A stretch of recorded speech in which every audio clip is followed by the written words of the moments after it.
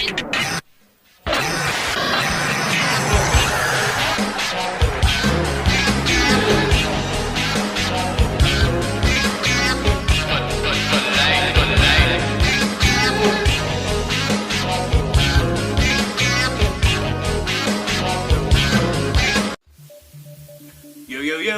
what's up everybody? It's your boy here, Easy Koo, chilling here at the Wrestling Heat, the Easy Koo Nation.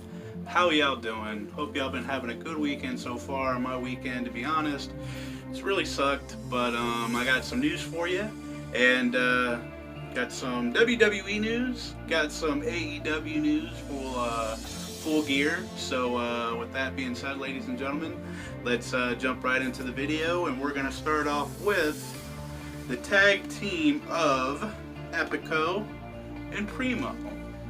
The Cologne brothers, what about them? Well, it looks like they are no longer with the WWE.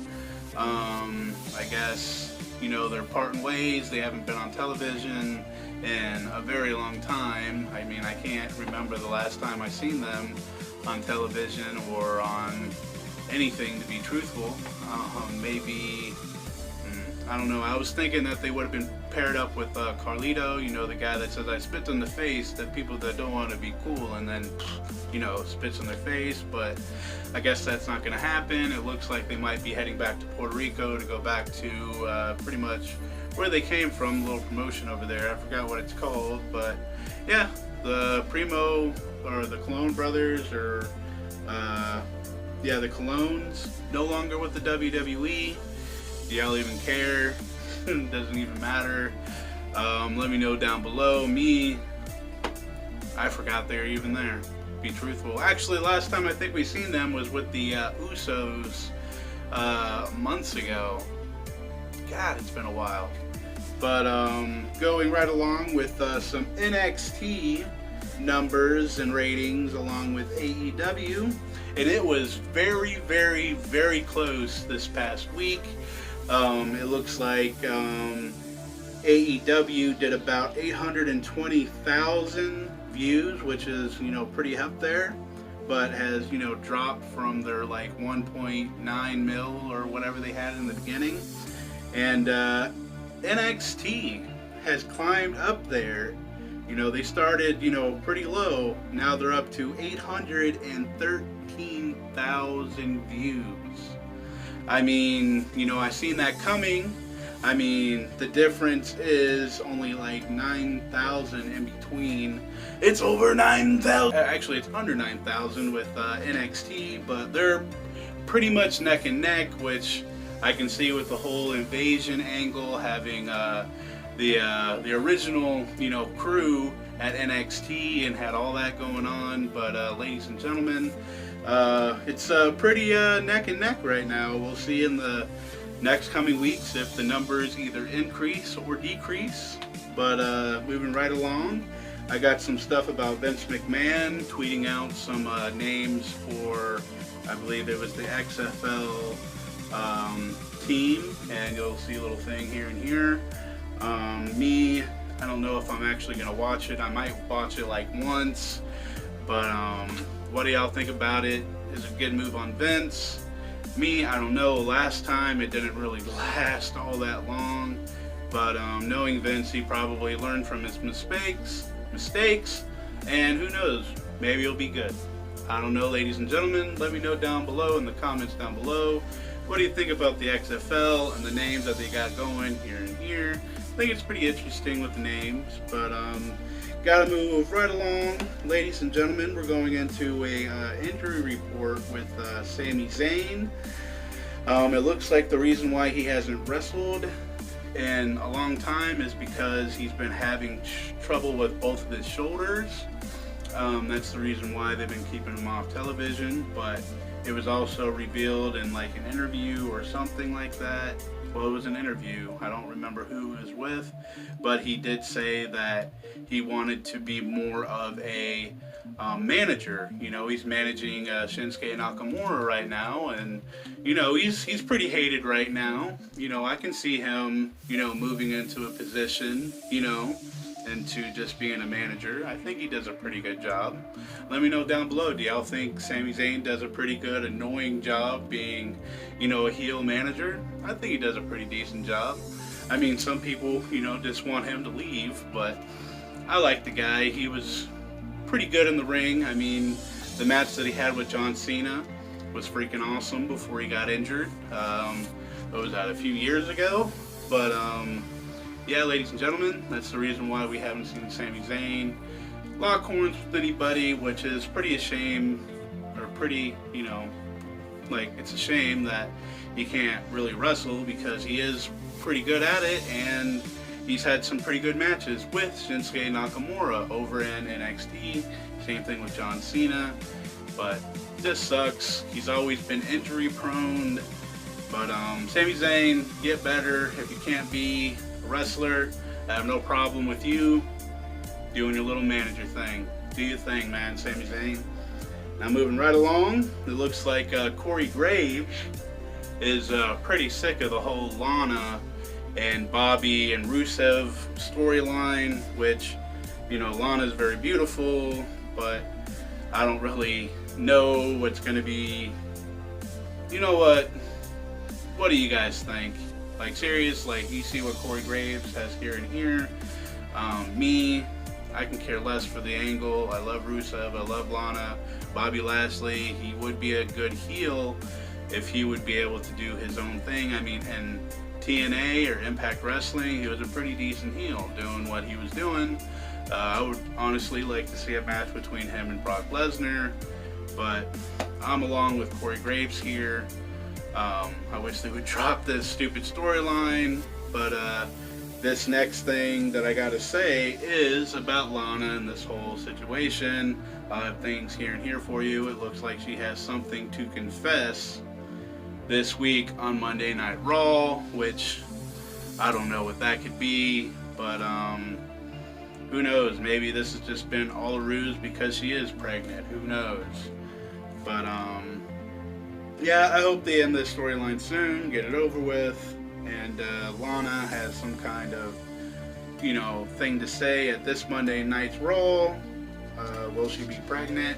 Has this been all a ruse, just to get, into Bobby's head, and I don't know, Rusev beats him up, and Lana's been coaxing him in with all the great sex. I don't know. It's pretty crazy, but moving right along, it looks like Xavier Woods. We have a return date from the WWE. It looks like he'll be out until 2022, 2021. I think it was 2022, they said. But yeah, Xavier Woods is going to be out for a good little minute. Xavier Woods, get better soon. Heal up that leg. Do your thing on up, up, down, down. I love you, dude. And just, do your thing. You are, along with the new tag team champions, which are the New Day. Yeah, baby, do your thing. Up, up, down, down. I'm with you. Xavier Woods, get better, heal up that leg, and I hope you win that award for YouTube. I forgot what it is, but hope you win it, dude. You're a funny guy, and I love your stuff on Up, Up, Down, Down with all the wrestlers. Pretty funny, pretty hilarious. But moving right along, ladies and gentlemen, it looks like we have a little injury update with little Miss Biscuit Butt. If you don't know who that is, with me, that is Alexa Bliss. It looks like the reason why they haven't had her on television is because her shoulders, I'm not sure if it's her left or right or if it's both, they've been bugging her a lot, and she hasn't really been able to take any bumps or anything like that. That's the reason why we haven't seen her on television, and I'm hoping that it's not all that serious to where she don't have to get surgery or anything like that. And I know also that there was a rumor about WWE being kind of concerned about Alexa Bliss, being able to keep on wrestling with her longevity in the WWE. But I don't know, folks. I hope she gets better. She's very beautiful, very young. It would be a shame if she couldn't do what she's been wanting to do for a while. But now, ladies and gentlemen, if you don't want to know the spoilers for AEW, two of the biggest matches, and there was a turn that happened. So therefore, I'll go ahead. You guys leave. I'll give you about 5, 4, 3, 2, 1. Here we go.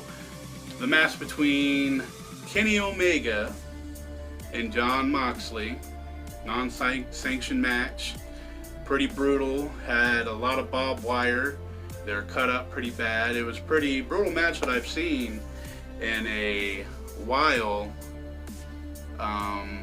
AEW definitely did your thing in this match with Jon Moxley and Kenny Omega. Like I said, there's a lot of barbed wire. There was the baseball bat. There was the broom with barbed wire. There was a...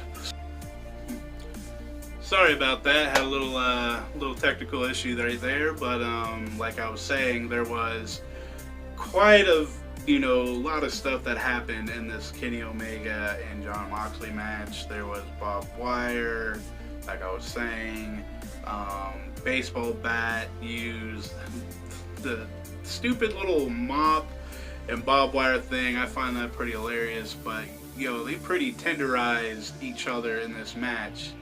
I mean, the whole suplex into like this barbed wire bed. I know Renee Young, she put out a tweet like, oh my god, I don't like this. It was a pretty brutal match. I liked it, but who was the winner? Who was the winner between this lights out match? Jon Moxley, Kenny Omega. Believe it or not, ladies and gentlemen, Jon Moxley came out with that W, and unfortunately, Kenny Omega takes another L. Another L. But this match didn't technically happen, so there was not really a true winner. There was nothing on the books.